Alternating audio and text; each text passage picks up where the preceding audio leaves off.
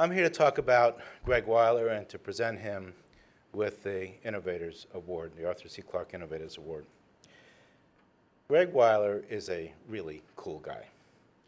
He's creative, he's smart, he has broad interests, he has a vision, and he thinks big.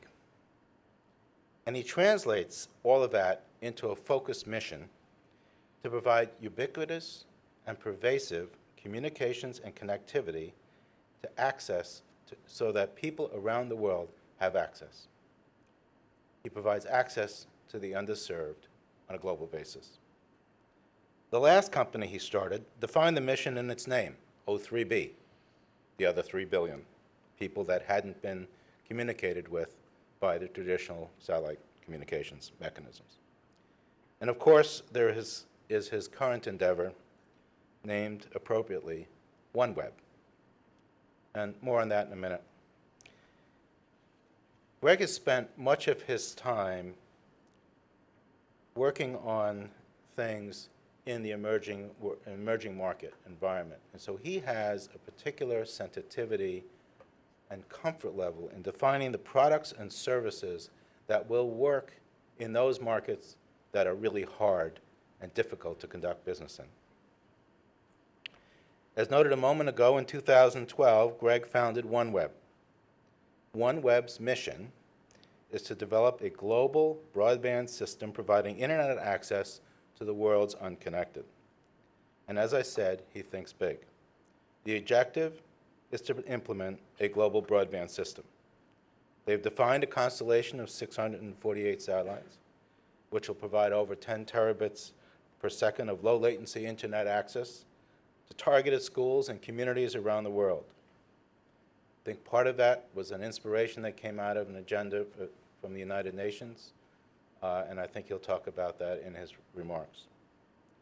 While initially self-funded, OneWeb recently announced its A-round funding of about $500 million from an investment group that includes some of the world's leading corporate and technology companies. And OneWeb will begin providing services in 2019. He also recently announced the appointment of Matt O'Connell, who is here in the audience, as CEO. I'd like to welcome Matt as well. And of course, let's not forget his partner in life, Annalise, who's with us tonight as well. So it's not surprising that Greg has been named on the list of the 50 most influencers, highest influencers in technology on the world stage. And therefore, it should not surprise anyone that we have nominated and selected him to receive this year's Innovators Award from the Arthur C. Clarke Foundation. So with that, I'd like to invite up Greg.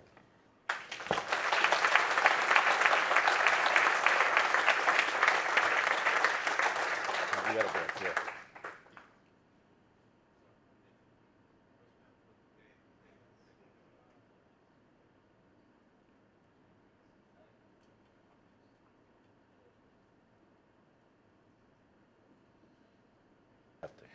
Well, thank you for that wonderful introduction, and I'm glad my wife was here to hear it. So I was watching Sheldon's presentation, and the amazing, and the only thing that was going through my head was, please don't make me speak next. But really fantastic, and it's wonderful to see that stuff because it shows you what the human mind can do, and there's only half of us working, right? About half the world is offline, economically irrelevant, effectively. So this has been a sort of thing for me for a while. How do we bring these people online? Because, and I'll give you a little background. When I went into Africa and I started to connect schools, I saw the impact it made on individuals. Now I'm going to try and see if this goes the right way. So I literally picked up and went to Africa, and Rwanda, Africa. I'd never been there. I grew up like most of you in a suburb, you didn't grow up in a suburb of Boston, but, you know, in a school and did all the normal things everybody does. And I ended up at one point going to Africa and saying, hey, I want to do something here. And I spoke at a college, and it was a very small college, and it was sort of just starting out. And I talked about entrepreneurship, and then I bumped into some really smart kids, and we talked about connecting the schools, and they had just no internet. There was 21, this was in Rwanda, and there was 21 lines of internet. Like, there was a stack of modems. I have a picture, I probably should have brought it here, of all the internet lines. Very interesting, because I saw this lack of internet and this interest and passion in just a few bright minds. And from there, started to connect some schools, and really was fun. And then we started rolling out fiber, and it was exciting. And I built a company before that, which I had sold, so it allowed a little economic freedom to go and play. And so really laid fiber, laid hundreds of kilometers of fiber, and put the first fiber to the home, which was actually fiber to ministry, fiber to universities, and connecting up the schools. And we connected a couple hundred schools, but it was hard, but we did a lot. But, I want to put 3G in all these places. We put the first 3G in Africa. And then you realize that there's no power, right? So, so you say, okay, well, I'll go put in generators. And then you put the generators in, and then you need to hire people to go drive to the generators. And then you have to hire people to watch the people who drive to the generators because they're driving their fuel to go fill up the generator, and the fuel needs to get in the generator. And so there's just all this constant maintenance stuff. So then I said, go solar. So we built the solar. But one of the things that I tried to do, being young and foolish, was I really, and I probably wouldn't do it again, but, I'm glad I did, was I built these things with all local talent. Like, these are people who didn't speak English and then learned the language, a lot of them, and just became so passionate about internet access and about bringing internet access and building a company. We had the top floor of this, wouldn't be a high-rise here, but the taller building, and the lights were burning 24/7, and everybody just thought they were in a startup because they were just so excited, and they slept there. Now, it might have been because they didn't have houses, but they also slept there because they just were so passionate and had so much fun with what was going on. It was really invigorating. And this is my team, right? We built that solar-powered 3G network. And it was interesting that I had the Wall Street Journal came and did an article on us at one point, and they came and they toured everything, and we had put the highest towered mountain in Africa. It was 14,000 feet high, really hard to build. That tower up the top, and we put 3G and ran 14 kilometers of fiber and cable and all the stuff up to the top of it. And we covered this, right? And they said, well, who's there? There's no one there. Who are you covering? And I said, well, actually, you see poverty, but I look at this picture and I see health centers and I see schools and I see communities and people and individuals. If they just had that opportunity, if they just had the freedom to exercise their mind and reach out into the world's information, they would better their own lives, because that's sort of like this internal DNA we have that a lot of us just want to create and grow and drive ourselves, and it's not just you and I, it's everybody. I would challenge all of you very lucky people that if you grew up here and had no books, no schools, and bad water, if you'd be who you are today. We're no different. We just haven't had access to the educational resources. So I did this, and it was kind of fun and interesting, and it was growing and stuff. But it was sort of, I'm not going to say it wasn't normal, but it wasn't abnormal because telcos started to grow and communications was growing. But one thing I realized as we were bringing out the internet to people was that the internet was not super great. We had gigabit speed fiber. This is 2004, gigabit speed fiber in Africa. And so you'd go from our core network, our head end, out to the university or whatever, and so they'd ping something, or it'd come to our network, and then we'd go up over this geosatellite and then out to London or Washington, D.C. to get onto the internet. But that latency was horrible, and it would really prevent people from doing a lot of activities online that they wanted to. And so I started thinking about how to run fiber, and I tried to run fiber around Africa, and that was hard. I can tell you that regulatory is harder than physics. It's so you get the minister of parks, you get the minister of this, then you go to another country. So a lot of work, and very slow, and I'm kind of an impatient person. So I designed a satellite system. I didn't know anything about satellites, other than they were kind of slow and had a lot of high latency. But I said, well, what if we brought the satellites closer to the Earth? That's the first question people ask, bring it closer. And then physics steps in your way, right? And you go, oh my gosh, well now they got to go faster, and then you have to have handovers. But I started to learn about the technology, and I started to learn about, and just really got into it, learning about the technology and the spectrum and the frequency rights and how it all worked together, and designed this system, which we called O3B, and it started to take over my, my life with the, each of these little endeavors, my wife gives me her blessing. So when we did the Rwanda thing, I said, hey, this is going to be important. It's going to make a lot of difference in people's lives, but it's going to take a lot of time and energy. And she says yes. So I thank her for that support. And again, with O3B, we'd have a mission that we're going to accomplish something that to bring internet access to these rural areas and communities that don't have fiber, and then let the telcos grow from there. So I designed this really cool satellite system. I was so excited about it. And I said, it's going to be expensive. It's going to cost $1 billion. But I got kind of 1 foot in Africa and 1 foot in the US. I built a company, been successful. I know investors. Maybe I can put this together. This is going to be really fun. So I went out and I kind of tried to do this, and then, the world reacted. Which brings me to, this is what happens when you're building these companies. And if it's not nuts, you shouldn't do it, right? Because what you start out as nuts, later on they go, of course he did that. Like, nobody doubts for a moment that O3B is, really works well right now, right? No one says, but it didn't work, or it was an idea. So that brings you to the first law of Arthur C. Clarke. Right? So as you know, people say it's completely impossible. Now, if they don't do that, whatever that mission or vision you have is not, you're not reaching far enough. So, so this is what the network looked like, and I'm not sure how to start let me see how do we make the video go? Okay, there we go. I'll need some help here. So I said, look, it's not impossible. We just put these satellites around this MEO orbit, and we connect, Sierra Leone to London or Spain and into the data centers there. It just goes up and back, gives us lots of bandwidth. We can get gigabits and gigabits of bandwidth, and it's about the same latency as fiber, so it's equivalent. And if your fiber gets cut or it doesn't exist, it just is there. And we just hand over to the next one. And it's just, just like a cellular handover, very simple and smooth. And eventually, some believers started to come around, and Viasat was great. They became a believer and built the modems for this. We had to pay them, but but we raised a lot of money and found a lot of great people to make this thing happen, and it's up, And so I showed this, and I went around and I started to preach this to people and try to raise money, and raised a bunch of money, and we sort of moved then, of course, to it's possible but not worth doing. So we hit number 2.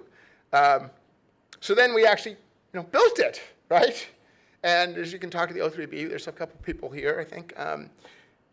Now it's running in 17 of 23 Pacific islands. It's going to cruise ships and countries around the world. Pretty much everybody who's taken capacity has increased the amount of capacity that they bought from the system. It's really works. So, then we move to rule number 3. So, hey, this is the way it is. All right, so we'll just reset things for a moment. Going well. SES is a big investor, great management team. I take a little breathing room, take some time off and think about it. Now, what we've got with O3B is we've got this great system that provides great capacity into rural areas, but into telcos and head ends and the like. And start to think about how do we get farther. So in 2004, I had gone to the Tunisia WISIS meeting, and they had all these groups there, UN and stuff like that. And the target number 1 was connect all villages with ICTs. Target number 2, connect all the secondary and primary schools. And I was in Tunisia back then, and I didn't know much about this stuff, but it was kind of interesting.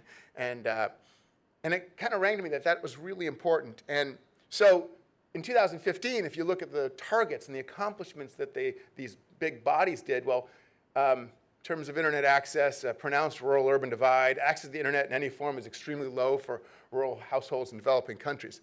So basically, didn't get anywhere, right? The population growth was faster than the distribution into rural areas. So this is the targets of this is 10 years later, right?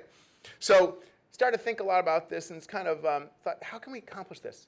So the way I started was here. How do you build a terminal that can go in a school, that can be installed by a high school age girl, and with no instruction set, solar power, just in 10 minutes, no tools. You want to provide 50 megabits or so of connectivity into the school. You want to provide LTE services around the school to be an extension of the telecom operator. So and you want to do it for a couple $100.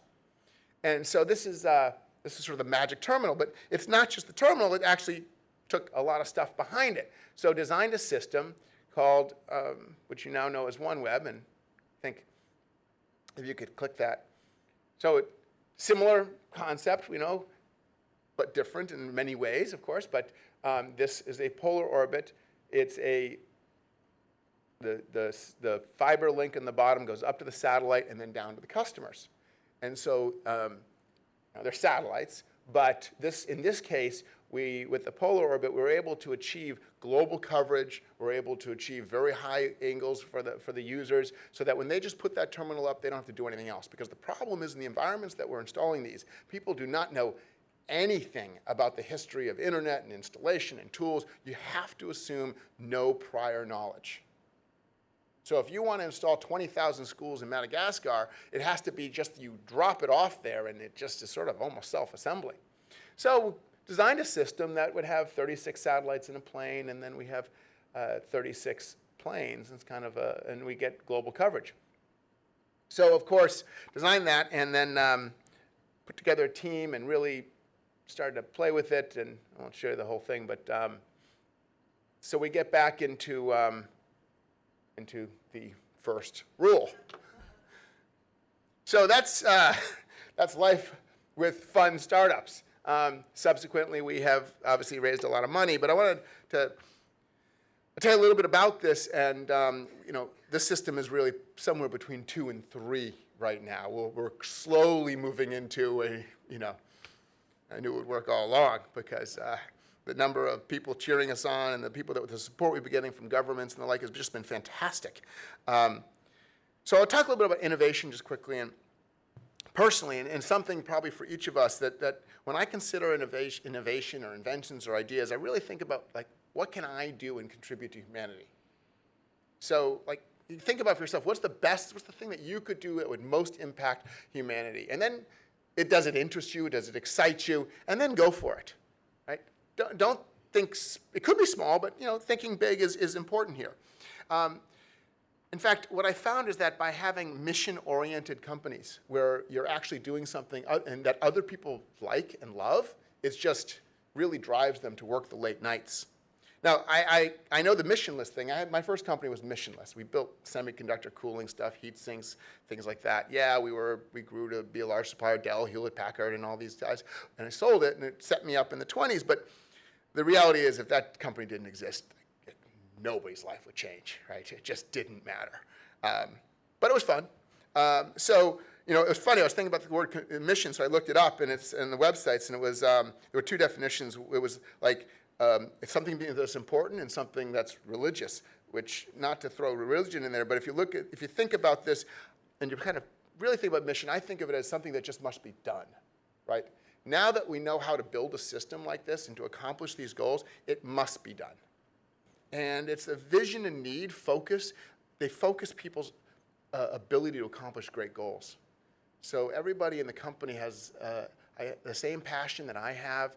We all share it, and to accomplish this great goal. And really, the mission that I set out there is by 2025, and the way I look at it, 2025, we can accomplish that target. We can get every school and every village in the world connected. We have the means to do it. We have the capability. It won't be just OneWeb. It'll be lots of telcos and lots of other people supporting it in lots of ways. But we can get everyone connected. So the effects of that will be pockets of humanity that are dark today. Will have the ability to access the world's information, to question the environments they're living in. You'll have an impact on what ISIS is in 10 years if people in that environment actually can look up, hey, wait, this isn't a good idea. And if they have economies, right? They won't go off and do these things because they'll be like, well, I'd love to go bomb people, but I got to pick up my kids at 5:30. I got Boy Scouts at 9:30. It's just it doesn't happen, right? Because you move society forward into a much more peaceful environment, to another whole set of problems for sure, but a more peaceful set of environments. And we think we can get there. And so I'd say as an aside, something to take away is that I I found that when you're doing these mission-oriented things, when you're doing things that people understand and gravitate to and want to accomplish, that everybody's really happier when you're doing it. They're so enthusiastic. And I found out that there's actually a psychological word for it called eudaimonic happiness. And eudaimonic happiness is a type of happiness where you're doing something for the greater good and you're accomplishing things together. So that's my thoughts on innovation and what we've done and where we're headed. And I thank you for taking the time and for this award.